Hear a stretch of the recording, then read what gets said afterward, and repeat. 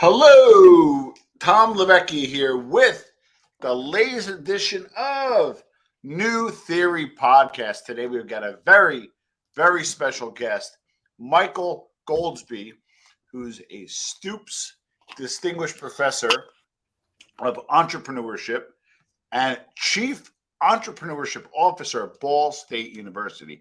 He's also co-author of Deisgn-Centered Entrepreneurship, which I believe is a second edition. Professor Goldsby, welcome to the New Theory Podcast. How are you doing today? Doing well, thanks, Tom. Good to be on the show. Well, I was excited to speak to you. I'm very excited to speak to you, and I kind of want to jump right in. So, as entrepreneurs or even people that have careers that are always looking to grow, get ahead, and so forth, but often we feel very stuck at times, right? So, how can somebody or how can people make progress when they feel stuck, whether in their business, career, and so forth? What's your advice there, Professor? Well, I think the first thing is you have to think about what your problem is that you're feeling stuck on. Okay. And then I'm sure we've all got that inner circle of people that we trust, and that's always a good source to go to. Yeah. But I also think about other people who might have insights on that problem and go to people you don't know and try to see if you can, just have that conversation with them to see if, you respect them. You'd like to have some ideas maybe that they might have. And, sometimes it's just that one little new angle or perspective or new piece of information that can be that piece that you're missing to help you get unstuck. Well, I don't talk about this often, but I don't privately consult as much because I don't have a lot of time. But when I was in consulting for businesses or consulting for executives and the like, I said, please be careful of the loyal advocate. And I want you to weigh in on this. To me, the loyal advocate is I have a disagreement with my business partner. I have a disagreement with my biggest client. What do? I run back to my beautiful wife and said, honey, they're so unreasonable and blah, blah, blah, blah. I give my whole side of the story. So being the great wife that she is, for the most part, is supportive and says, you know what, you're right and they're wrong. And what happens is kind of festers a narrative and opinion internally, which may have an effect on my other actions, versus I might call Dr. Goldsby up and he might be like, Tom, you're an idiot and you're wrong. So walk us a little through that, because don't get me wrong, we have to go to our support system. And again, I don't know what you call it. I call it the loyal advocate. Give us kind of navigate that for us a little bit as well. Yeah, so I think it's something that I brought this entrepreneurship mentor into my classroom recently. He's been involved in entrepreneurship education for many years, and he had a great phrase. He said, these students have been working with you, and I'm going to help them get a dose of reality. And he said they need a dose of reality. And the thing about reality is, it can sometimes the reality can feel upsetting or frustrating because it's something that we really believe in and that we're committed to, and that we're pushing on. We might find out somebody doesn't think it's as great as we do, or our inner circle or our advocates do. Yes. However, I would tell you that it's probably good to get a taste of that reality verbally first before the physical real world shows you the consequences, because right, every decision is going to have consequences. Correct. And reality will display itself at some point. And if we can get a little idea about that reality ahead of time, maybe we can make some little adjustments. Because at the end of the day, I think and I was talking to my brother, he's a professor here at the University of Tennessee, where I'm currently visiting at the moment. And we were talking about how so many people have a short-term orientation. They're just trying to get to that next step.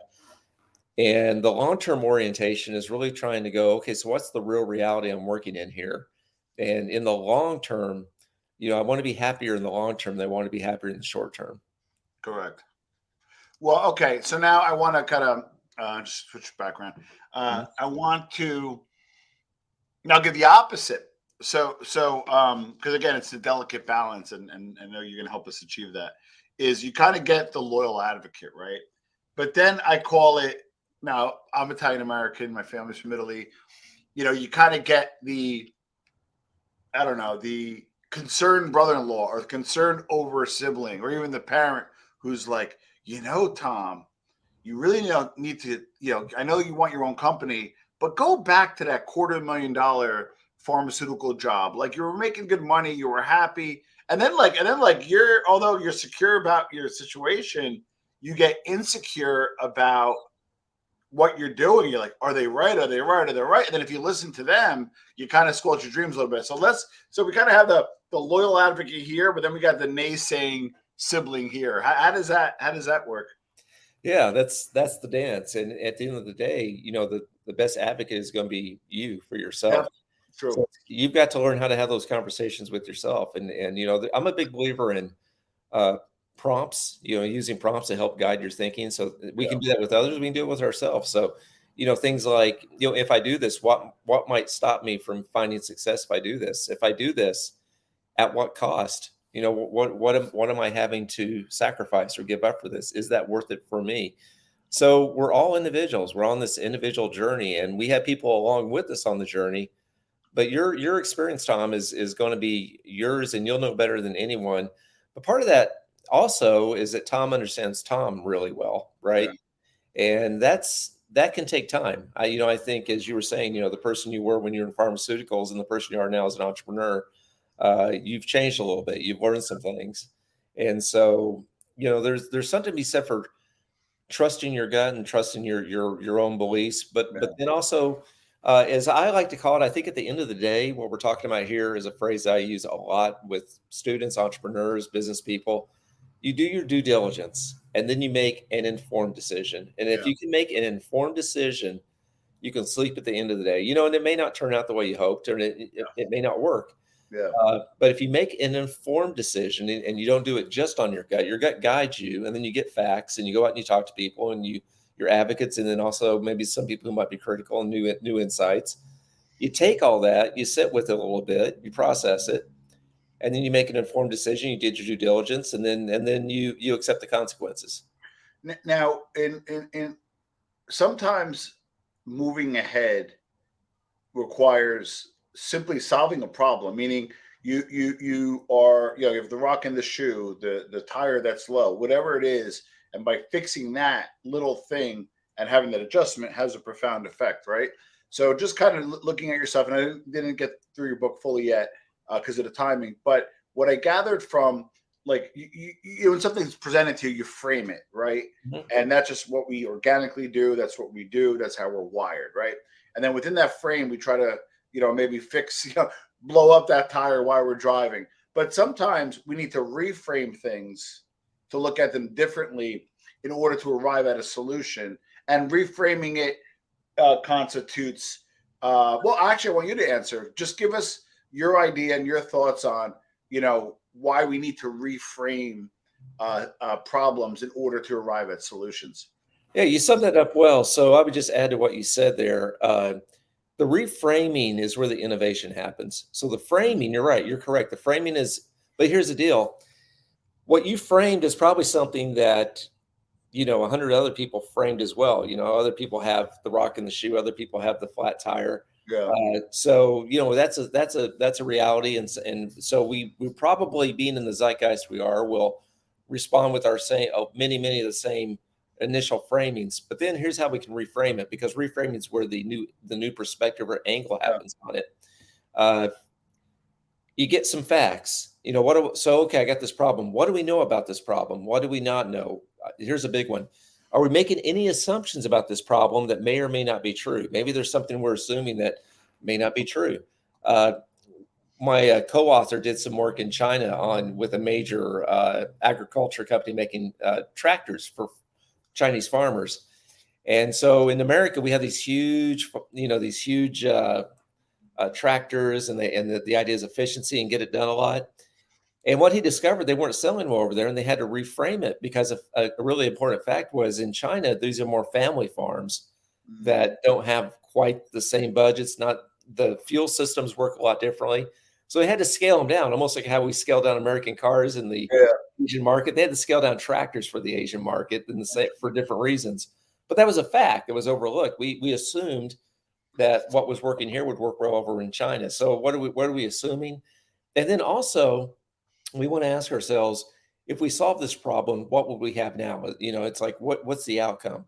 So Yeah. we take all these things, we look for these key insights. And I got to tell you this, Tom, you got a problem, an insight is worth, it could be worth $1 million, could be worth $1 billion, Yeah. it could be worth billions of dollars, this insight.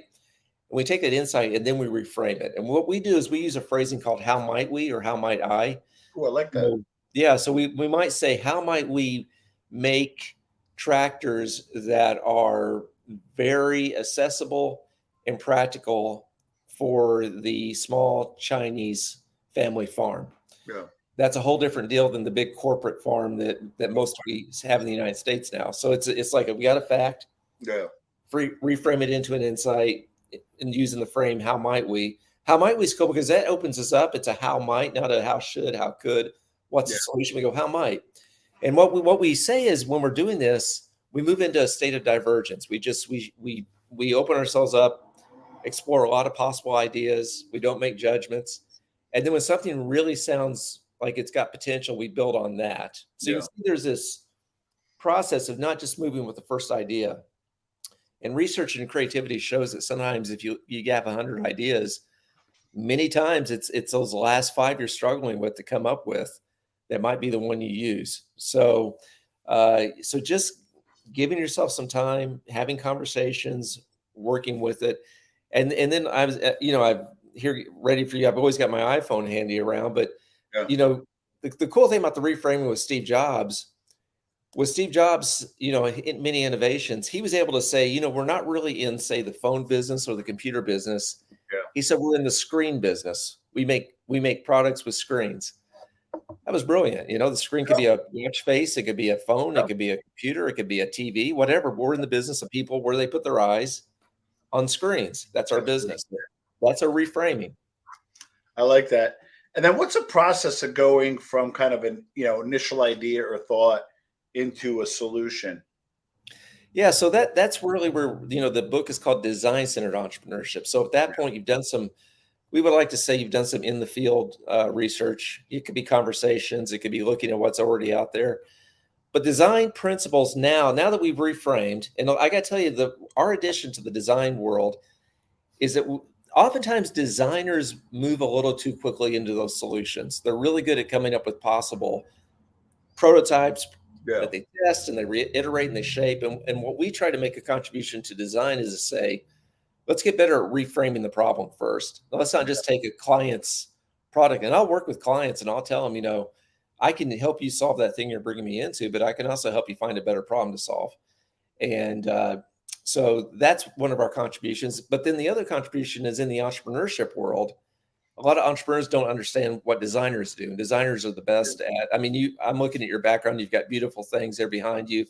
Every one of those things was designed well. The painting, the cases, the vases, everything was designed. Somebody, great designer, put all those things together. So how do we take what those designers did and then use it for ourselves as entrepreneurs to come out with better and better products? And as I went back to the Steve Jobs example, that's a man who lived in the design lab with Johnny Ive and some of the other people at Apple, knowing that, we can come up with something really innovative. So I would add this to what we just talked about, Tom, and that is that once we have that reframe problem, now we can think like a designer. We can prototype, we can test small, we can get people's feedback, we can change it. And we hit on something that looks like it's really got potential, then we can throw a little bit more money and try to take it at a mass scale. I was like a brick by brick approach, not just go ahead and, hey, let's do this, but let's go ahead and maybe incrementally come up with ideas and then test them in the market with solutions. All right. So I interviewed a billionaire, Jeff Hoffman. He was one of the founding founders at Priceline. I almost bring him up each interview, and it kind of fell on me like a ton of bricks. I was very unsuccessful at first in my entrepreneurial career. And he goes, your team's got to be brought up of 3 different types of people. Your innovators, those are idea people.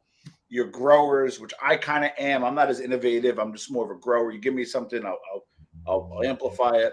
And then you need your managers to help you run things and run it once it kind of reaches scale or help you scale. And I had not the right people on the bus, and I had maybe just 3 growers and not innovators and so forth, right? Anyway, just want to give some background and context. But the reason why I bring that up is How can somebody be creative and good at following through on ideas? Because we always have that one friend who calls you up in the middle of the night. Oh my God, we need to start selling generic toothpaste, or something that, like, the ideas are great. Then you meet up with them at the barbecue and it's like, I just didn't get around to it. So how do we develop great ideas, but how do we actually get them done? Well, that's the magic formula. So I gotta say, for you as an individual entrepreneur, it's a combination. Great entrepreneurship at its base, I think, is a combination of, as you say, great idea. Other side of it is execution. And you're right. Some we've done a lot of research on this. A lot of the people who are great idea people have a hard Yeah. time with what we call implementation. Yes. And what you call a grower, we call a builder. So somebody who builds. And here's the deal, though, Tom. As you move it further into your entrepreneurial path and Yeah. career, chances are, as you work with others, you'll pick up some of those skills and you'll get better at some of the things you're not as good at. But you'll also build some really strong partnerships over the years with people who you work really well with. And there's been many studies showing. There was a book out a number of years ago called The Power of Two. And in the entrepreneurship world, there's usually, there might be that one entrepreneur that's the evangelist that we all know about.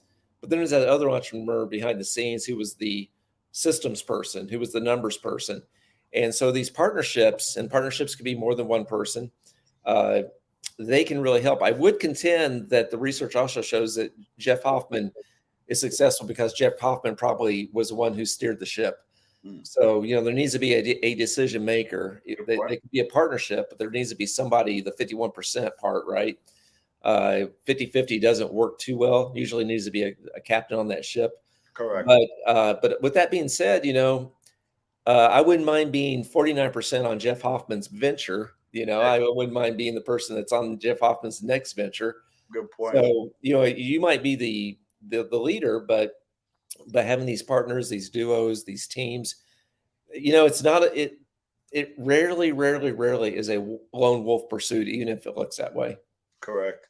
Well, so one of the things that you always want to identify is, obviously, and again, I think I love your perspective and your reframing and spin on things, because I kind of feel like I developed ideas, learned ideas, or developing ideas.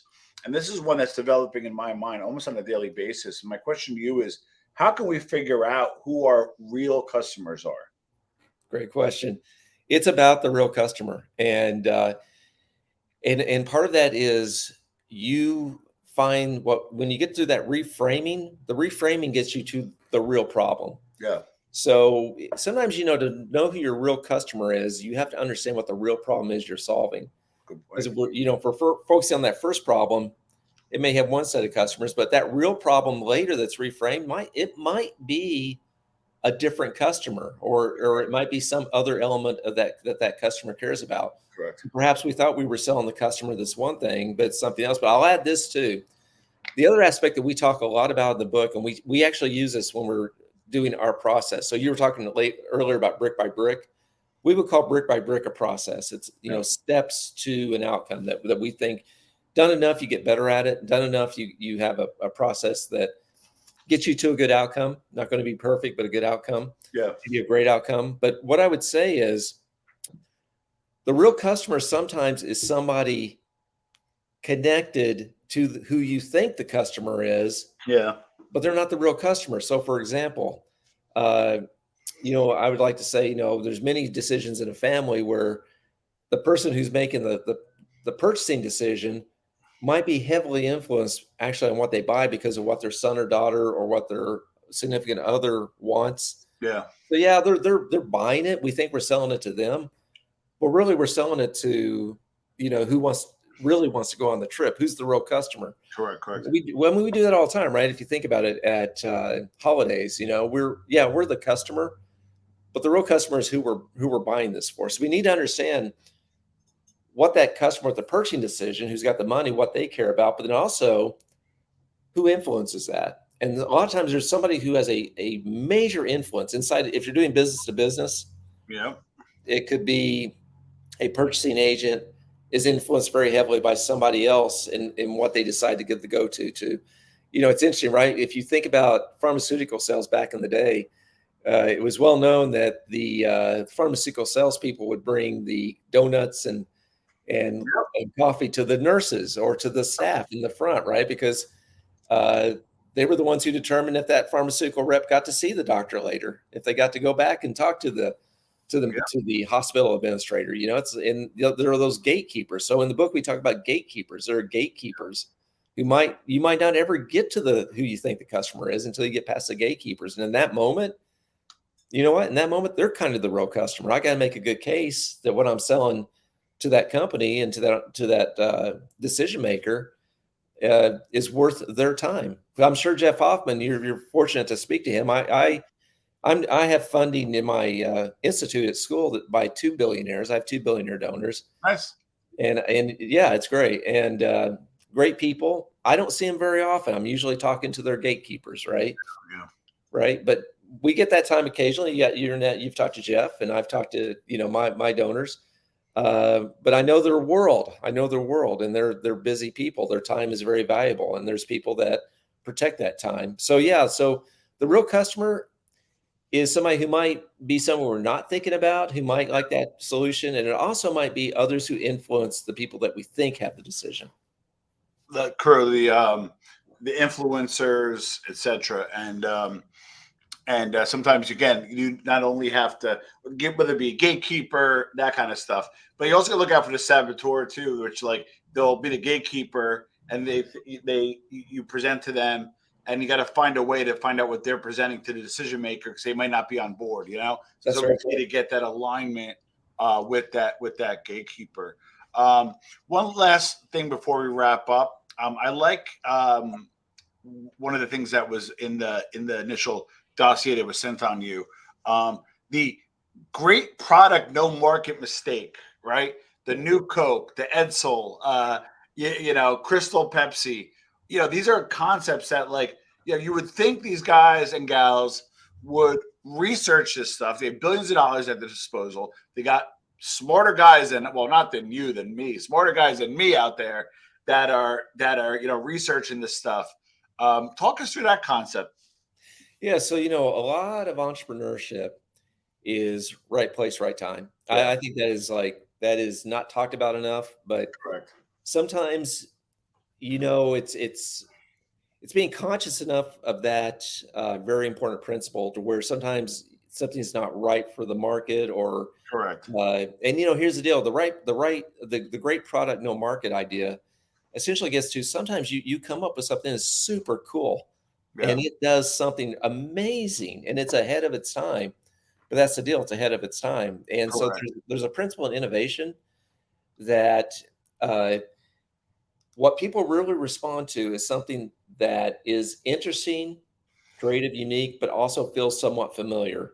Correct. If it's too far outside their comfort zone, even if it's cool, there's not gonna be a big enough market. There might be a little niche. There might be these first movers that might purchase it, but if it's something that you want to provide at any scale beyond a hobby entrepreneur perspective or a specialist perspective, if you want any type of good sized market, that product one has to be something that people will be open to and embrace, Correct. something they feel they can use.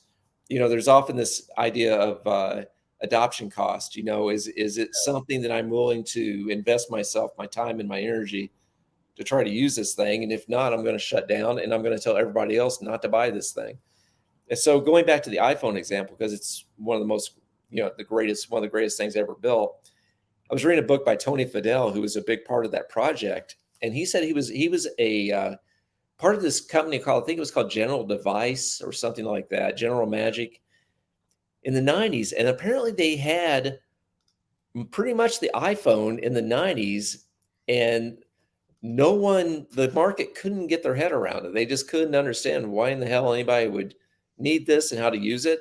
But Steve Jobs bought that company later, hired that whole team in. And then when the timing was right after the iPod, once people got used to having something in their hands, he was like, well, now let's put something else in their hands. Now they know how to dial around this little music device. Maybe we can throw on a couple other things, and they're ready for it. So right place, right time. And if you don't get the timing right, and you haven't made it palatable and easy to adapt, Yeah. something that's phenomenal from an engineering standpoint or phenomenal from a creative standpoint, may not be embraced. One thing I've taken up recently, Tom, over Yeah. the last couple of years is playing guitar. So I Nice. listen to these guitar podcasts as well. And they oftentimes talk about these great musicians, phenomenal musicians who no one knows about because their music is so based in musical theory that only great musicians can appreciate. Yeah. That other musicians go, they're great. But you and me, Tom, we have no idea who they are because it's too outside our taste. It's too outside what we know. Interesting. Well, Doc, I mean, Professor, how can we find you? Yeah, so I'm easy to reach by my email, my university email, which is mgoldsby, MGOLDSBY at bsu.edu. But you can find out more about me and my partner and my co-authors on Mind to Momentum. That's MIND, the number 2, momentum.com, mindtomomentum.com. And we call it Mind to Momentum because that's what we all want. We want to take what's in our mind and get momentum on it. Love it. I'll put a link below. Professor Goldsby, thank you so much for being on the New Theory podcast. Thanks, Tom. It's been good to be on your show. Really enjoy talking with you. Pleasure is mine.